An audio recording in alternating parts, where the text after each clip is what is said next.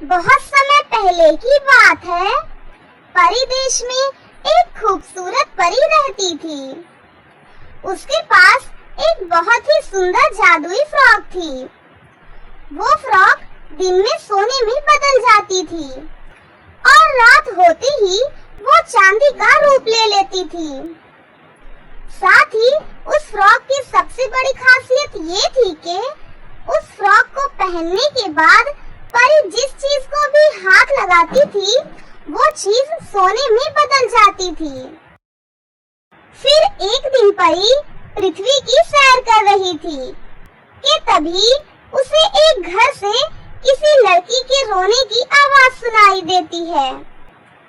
परी फौरन उस घर के पास पहुंच जाती है और खिड़की से अंदर देखने लगती है।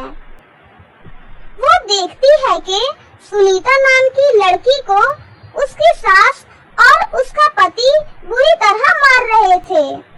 अगर कल तक तूने अपने पिताजी के यहाँ से 4 लाख रुपए नहीं लाए तो मैं तुझे जान से मार दूंगी।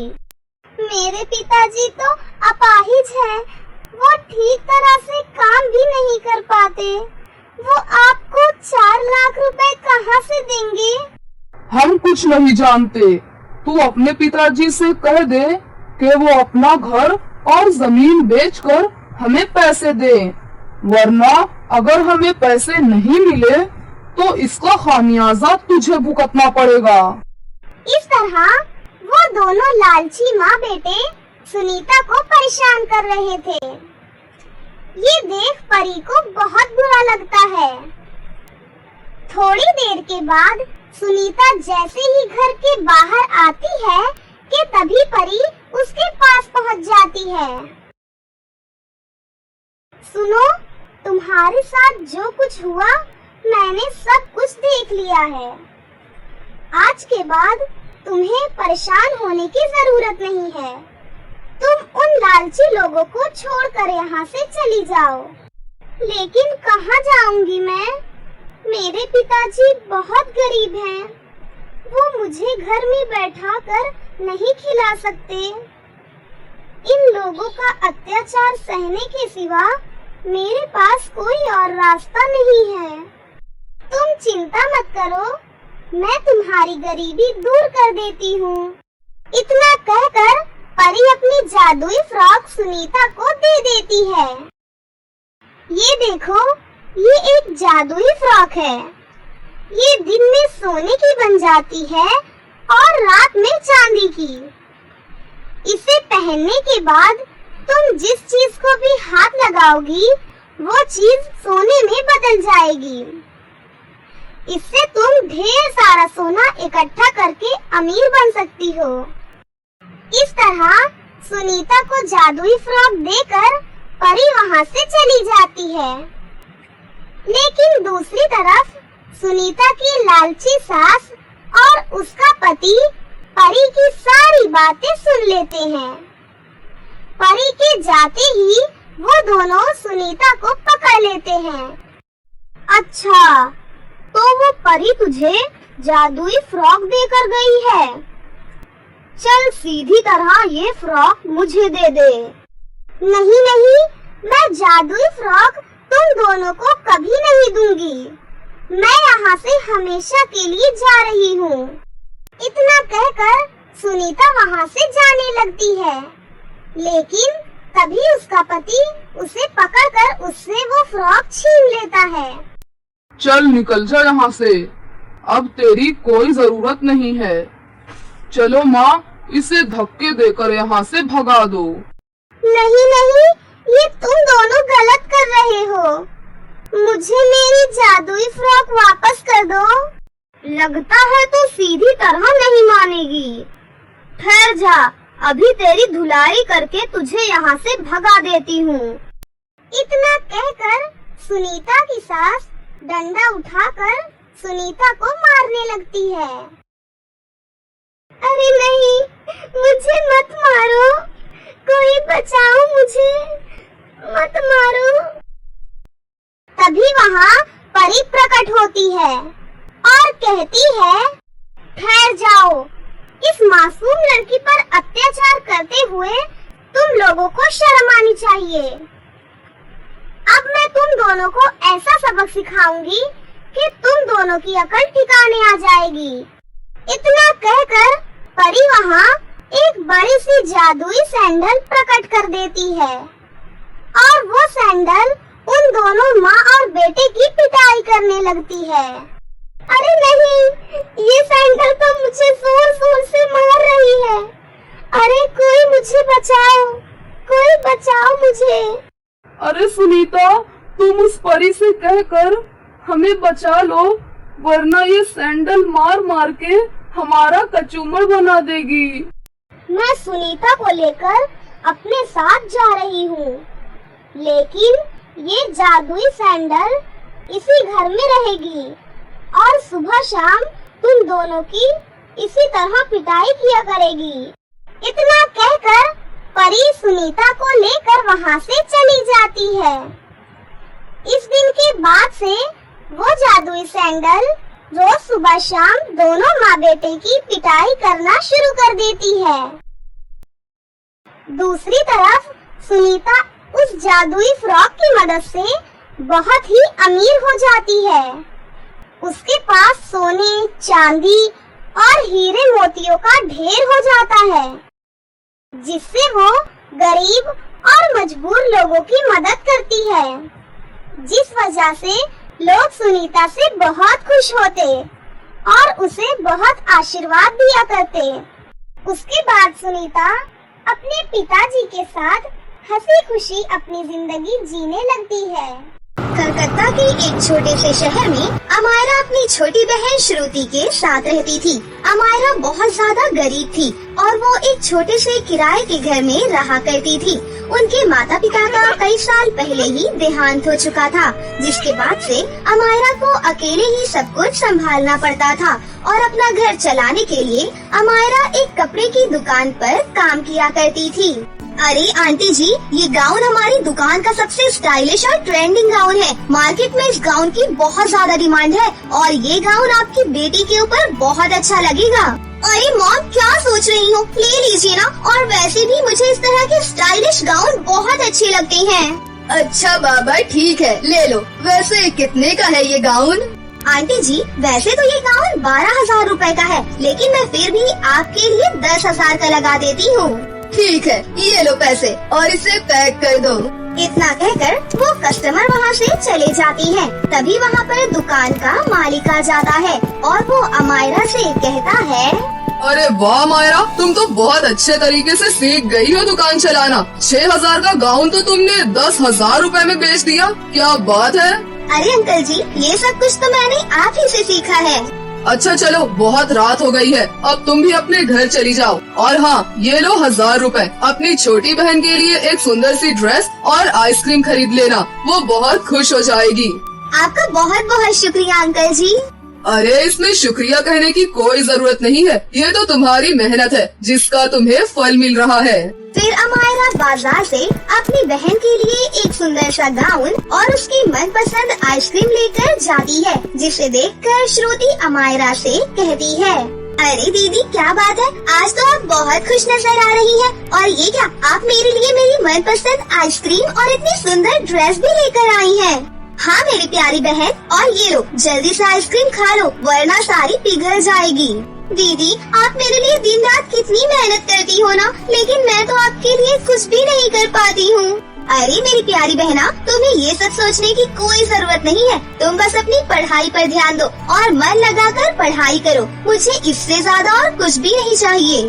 आप देखना दीदी, जब मैं बड़ी हो जाऊंगी ना, तो मैं आपके लिए एक ऐसी ही कपड़े की दुकान खोल कर दूंगी। फिर आप अपनी खुद की दुकान में बैठकर आराम से कपड़े बेचना। अरे हाँ मेरी बहन, क्यों नहीं, लेकिन उससे पहले तुम चलकर खाना खा लो और जल्दी से सो जाओ। कल सुबह तुम्हें स्कूल भी तो जाना है ना।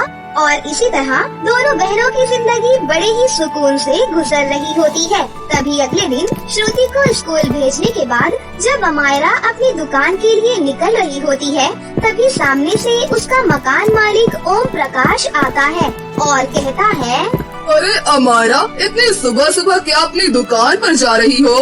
हाँ अंकल जी, लेकिन आप सुबह सुबह यहाँ, किराया तो मुझे 2 दिन बाद देना है ना।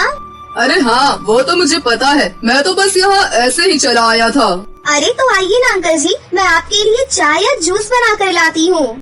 अरे नहीं नहीं बेटा, इसकी कोई जरूरत नहीं है। तुम तो बस मेरा एक काम कर देना। वो 2 दिन बाद मेरी पत्नी का जन्मदिन है, तो मैं चाहता हूँ कि तुम अपनी दुकान का सबसे सुंदर सूट लाकर मुझे दे देना, ताकि मैं अपनी पत्नी को गिफ्ट कर सकूँ। और रही बात पैसों की, तो जब मैं किराया लेने आऊँगा तभी हम हिसाब कर लेंगे।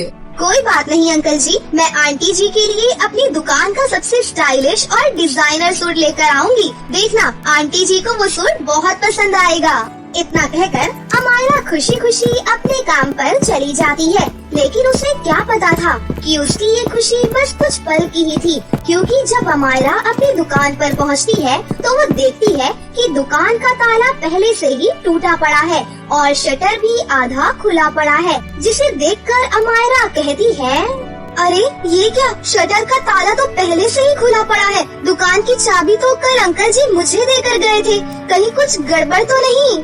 इतना कहकर अमायरा जैसे ही शटर उठाती है तो वो देखती है कि दुकान का आधे से ज्यादा माल चोरी हो चुका था, और ये देखकर अमायरा के पैरों तले जमीन खिसक जाती है, जिसके बाद वो फटाफट से दुकान के मालिक को फोन करके वहाँ पर बुलाती है।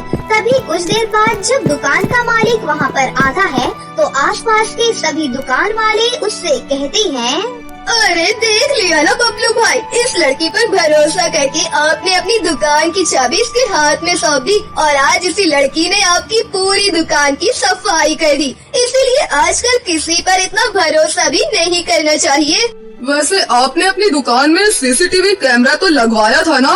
नहीं, मैंने अपनी दुकान में कोई कैमरा नहीं लगवाया है। अरे बिना सबूत के तो हम इस लड़की को पुलिस के हवाले भी नहीं कर सकते हैं। अब क्या करोगे आप? अमायरा, मैंने तुझ पर कितना भरोसा किया था, लेकिन मुझे क्या पता था कि तू मुझको ही धोखा देगी। चली जा यहाँ से और दोबारा कभी अपनी शक्ल मत दिखाना। और तुम सभी सुन लो, अगर किसी ने अपनी दुकान में इस लड़की को काम दिया तो उसके साथ भी ये ऐसा ही धोखा करेगी। उन लोगों के बीच अमायरा अपनी सफाई में एक शब्द भी नहीं बोल पाती है और वहाँ से रोते हुए चुपचाप अपने घर चली जाती है और अपने माता पिता की तस्वीर के आगे खड़ी होकर कहती है, हे ऊपर वाले, ये क्या हो गया? आज मुझ पर उन सब ने चोरी का इल्जाम लगाया है, लेकिन आपको तो पता है ना कि मैंने कोई चोरी नहीं की है। लेकिन फिर भी उन सभी दुकान वालों ने मेरे खिलाफ अंकल जी को ऐसा भड़काया कि वो मेरी बात सुनने के लिए तैयार ही नहीं है। और इस तरह अमायरा के काम पर न जाने की वजह से अमायरा के घर की हालत दिन ब दिन बिगड़ती जाती है और जब कई महीनों तक अमायरा अपने घर का किराया नहीं देती है तो अगले दिन ही मकान मालिक आकर अमायरा से कहता है, अरे अमायरा, पूरे 2 महीने हो गए हैं, लेकिन तूने अभी तक घर का किराया नहीं दिया है। इसलिए अगर तूने आज किराया नहीं दिया तो तू ये घर खाली करके जा सकती है। अंकल जी, मुझे बस कुछ दिन की मोहलत और दे दीजिए, मैं जल्दी ही आपका सारा किराया दे दूंगी। अरे मेरा किराया कहाँ से देगी जब तेरे पास नौकरी ही नहीं है। मुझे सब पता है कि तुझे तेरे दुकान के मालिक ने काम से निकाल दिया है और अब तुझे कहीं भी कोई काम नहीं देगा। इसलिए अब तू ये बहाने बनाना बंद कर दे और मुझे मेरे पैसे दे, वरना ये घर खाली करके चली जा। इतना कहकर ओम प्रकाश अमायरा और उसकी छोटी बहन को घर से बाहर निकाल देता है, जिसके बाद अमायरा अपने माता पिता की तस्वीर हाथ में लिए अपनी बहन को लेकर फुटपाथ पर इधर उधर भटकने लगती है। तभी अमायरा की छोटी बहन कहती है, दीदी अब हम लोग कहाँ जाएंगे? हमारे पास तो बिल्कुल भी पैसे नहीं है कि हम लोग दूसरा घर देख सके। श्रुति, तू इन सब की चिंता मत कर, तेरी बड़ी बहन है ना, मैं सब कुछ ठीक कर दूंगी। बस आज रात हम लोग इसी पेड़ के नीचे गुजार लेते हैं, कल सुबह देखेंगे कि क्या करना है। इतना कहकर दोनों बहनें उसी पेड़ के नीचे कपड़ा बिछाकर सो जाती है और अगले दिन अमायरा अपनी छोटी बहन को उसी पेड़ के नीचे बैठाकर काम की तलाश में निकल पड़ती है, लेकिन अमायरा को कहीं पर भी कोई काम नहीं मिलता और वो दिन भर भूखे प्यासे काम की तलाश में इधर उधर भटकती रहती है। पर शाम होने के बाद जब वापस वो अपनी बहन के पास आती है तो आँखों में आंसू लिए वो कहती है, मुझे माफ कर देना मेरी बहन, लेकिन मैं आज भी तेरे लिए कुछ भी नहीं कर पाई। पता नहीं ऊपर वाला हमारी और कितनी परीक्षा लेंगे, मुझे तो कुछ समझ में ही नहीं आ रहा। अब मैं क्या करूं? अमायरा के इतना कहते ही उसके पास रखी उसके माता पिता की तस्वीर अचानक से चमक उठती है और उसके अंदर से सोने और चांदी के चमचमाते हुए लहंगे बाहर निकलते हैं, जिसे देखकर अमायरा और उसकी छोटी बहन हैरान हो जाती है। तभी उसकी माँ की तस्वीर से एक आवाज आती है, घबराओ मत मेरे बच्चों, ये सोने और चांदी के जादुई लहंगे अपने माता पिता का आशीर्वाद समझकर अपने पास रख लो, और जब भी तुम किसी भी तकलीफ में होगी तो इस चांदी के लहंगे को पहनकर तुम जो कुछ भी मांगोगी ये तुम्हारी सारी इच्छाएं पूरी करेगा। और जब भी तुम्हें पैसों की जरूरत होगी तो तुम ये सोने का जादुई लहंगा पहन लेना, ये तुम्हारी पैसों की सारी समस्या दूर कर देगा। और तुम दोनों बस इसी तरह हमेशा एक साथ रहना, तुम्हारे माता पिता का आशीर्वाद हमेशा तुम दोनों के साथ रहेगा। अपनी माँ की ये बात सुनकर दोनों बहनों की आंखों में आंसू आ जाती है। तभी अमायरा कहती है, आपका बहुत बहुत शुक्रिया माँ और पिताजी, आज आपने अपना ये आशीर्वाद हमें देकर हम दोनों की सारी तकलीफों को दूर कर दिया है। अब हम खुशी खुशी अपना जीवन गुजार पाएंगे। इतना कहकर अमायरा सबसे पहले चांदी का लहंगा पहनते ही अपने लिए एक घर मांगती है और उसके ऐसा कहते ही उसके सामने एक सुंदर सा घर प्रकट हो जाता है, जिसे देखकर दोनों बहनें बहुत ज्यादा खुश हो जाती हैं। तभी श्रुति कहती है, अरे वाह दीदी, ये तो सच में जादुई लहंगा है। चलो अब हम लोग अपने घर के अंदर चलते हैं। और इस तरह घर के अंदर जाते ही श्रुति सोने का लहंगा पहनकर ढेर सारे पैसे मांगती है, जिसके बाद उसके सामने ढेर सारी नोटों की गड्डियों का ढेर लग जाता है। और अब अमायरा उन्हीं पैसों से अपना एक बड़ा सा कपड़ों का शोरूम खोलती है, जिसके बाद दोनों ही बहनें एक साथ हंसी खुशी से अपनी जिंदगी जीने लगती है और अब उनकी जिंदगी में किसी तरह की कोई भी तकलीफ नहीं होती है। कलकत्ता में नायरा अपने पति सुभाष और सास पुष्पा के साथ रहती थी। नायरा एक डिजाइनर थी जो कि बड़े ही सुंदर सुंदर तरह तरह के पर्स डिजाइन करती थी। नायरा का सपना था कि वो खुद का एक पर्स का शोरूम खोलना चाहती थी, लेकिन वो अमीर खानदान की बहू थी, इसलिए उसकी सास उसके काम करने के खिलाफ थी।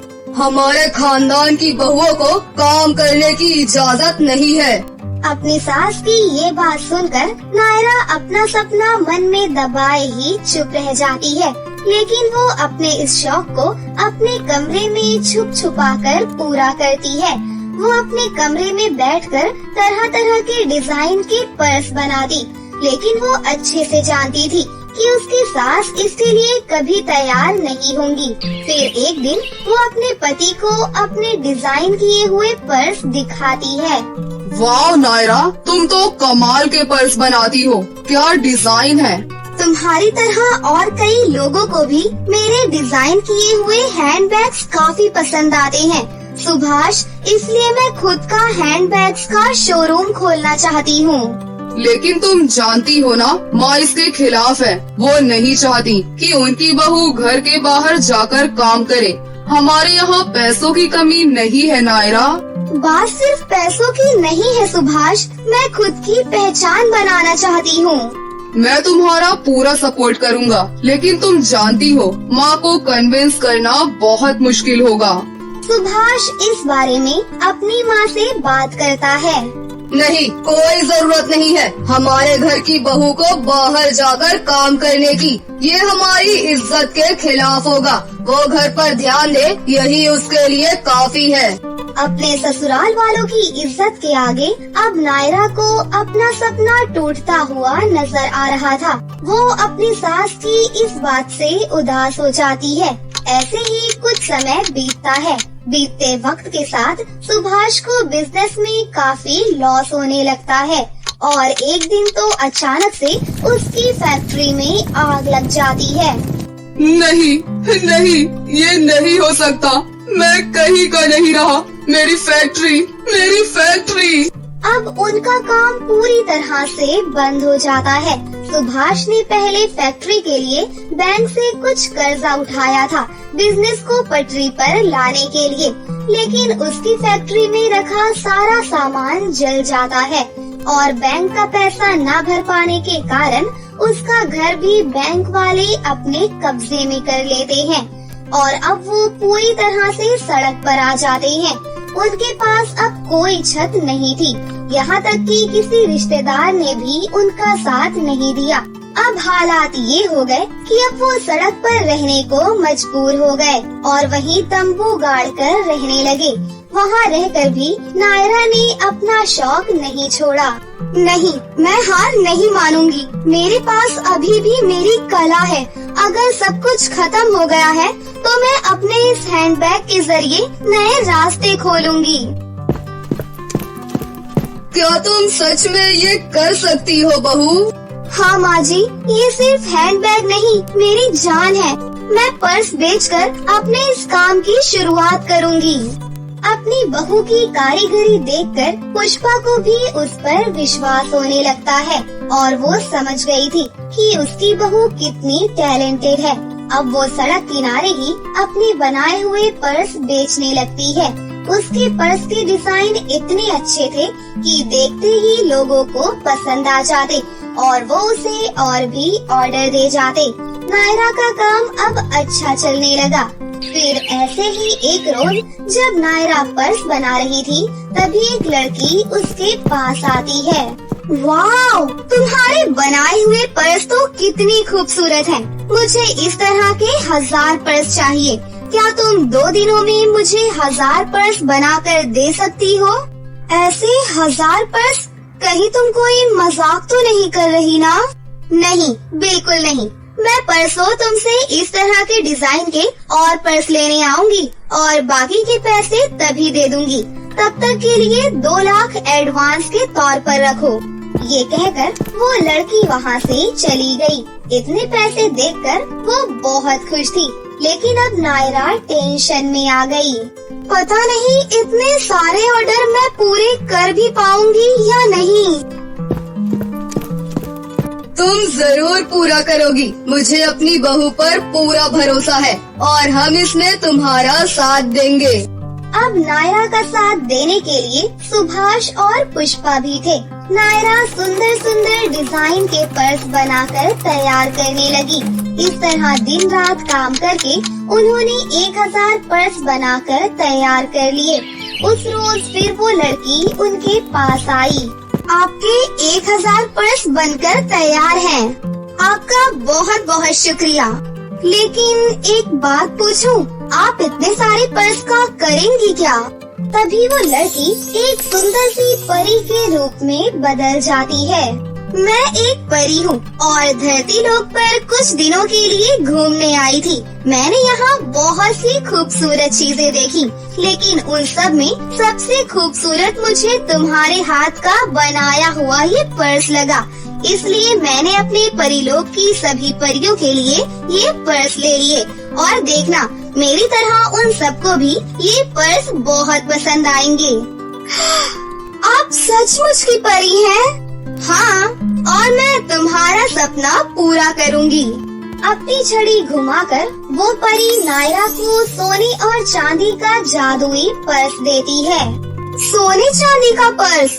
हाँ, अब से तुम्हारे सब दुख दूर हो जाएंगे नायरा। मैं जानती हूँ तुम्हारा खुद का पर्स का शोरूम खोलने का सपना था, इसलिए अब से तुम इन सोने चांदी के पर्सों को बेचकर खुद का शोरूम खोलना, जिससे तुम खूब कमाई करोगी। मैं जानती हूँ ये तुम्हारा सपना था, अब तुम जी लो अपना सपना। ये कहकर वो परी परीलोक लौट गई और उस दिन के बाद से नायरा ने कभी मुड़कर नहीं देखा। उन सोने चांदी के पर्स को गिरवी रखकर उसने खुद का बड़ा सा शोरूम खोल लिया, जिसमें वो तरह तरह के डिजाइनर पर्स बेचने लगी, जिससे उसको खूब कमाई होने लगी। उनका एक बड़ा सा घर बन गया और फिर उसने अपने उस सोने चांदी के पर्स को भी छुड़वा लिया और अपने शोरूम में उन्हें अलग से सजा कर रख दिया। अब उसका शोरूम सोने चांदी के पर्स वाले शोरूम के नाम से फेमस हो गया।